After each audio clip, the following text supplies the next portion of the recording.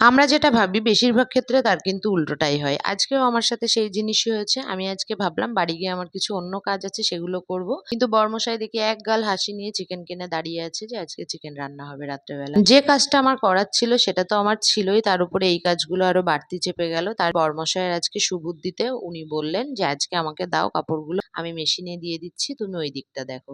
তা আমি আসার সময় আমার তেল এইসব জিনিসপত্র শেষ হয়ে গেছিল। সেইগুলো কিন্তু কিনে নিয়ে এসেছিলাম। সেগুলো জায়গায়, জায়গায় অর্গানাইজ করে দিলাম। সবাইকে চা করেও খাইয়ে দিলাম। আজকে আবার আমার মসলাটাও ছিল না, সেটাও পিষে নিয়েছি। এইজন্যেই হয়তো বলে একটা ছেলে আর একটা মেয়ে। দেখুন ছেলেরাও কাজ থেকে বাড়ি আসে, মেয়েরাও কাজ থেকে বাড়ি আসে। কিন্তু ছেলেরা কিন্তু এসে আরাম করে চা খেয়ে রেস্ট নিতে পারে। তো মেয়েদের ক্ষেত্রে কিন্তু সেটা হয় না। মেয়েদের অফিস থেকে আসার পরে সংসারের দায়িত্বটা কিন্তু থেকেই যায়। আমার সমস্ত কাজকর্ম প্রায় হওয়ার মুখেই। আজকে আমি চপারটা বার করে নিয়েছি এইজন্যেই, কারণ আর পেঁয়াজ কাটার মতো সময় নেই। কারণ অনেকটা প্রায় রাত হয়ে গেছে। তাড়াতাড়ি করে ওটাতে কেটে নিলাম এবং কাটাটাও কিন্তু খুব সুন্দর হয়। আমি বার করি না খুব একটা, কিন্তু আজকে বার করলাম। মেয়েরা যেহেতু চিকেনটা ভালোবাসে তাই এটা করতেও বেশ ভালোও লাগে। কষ্ট হয় বটে, কিন্তু কিছু করার নেই। তার ভিতরে আমি মাংসটা কষাতে, কষাতেই কিন্তু আমি আজকে বিছানার চাদরটা পেতে নিলাম। সমস্ত কষ্টের মাঝে আজকের খুব আনন্দের একটা বিষয়, আমি যে চাদরটা কিনেছি চাদরটা এত সুন্দর হয়েছে আর আমার খাটে পাতার পরে দেখুন কি দারুণ লাগছে। সবকিছু শেষে রাতে যখন ওরা চিকেনটা দিয়ে খাচ্ছিল ওদের মুখের হাসি দেখেই সেটার আনন্দই আলাদা।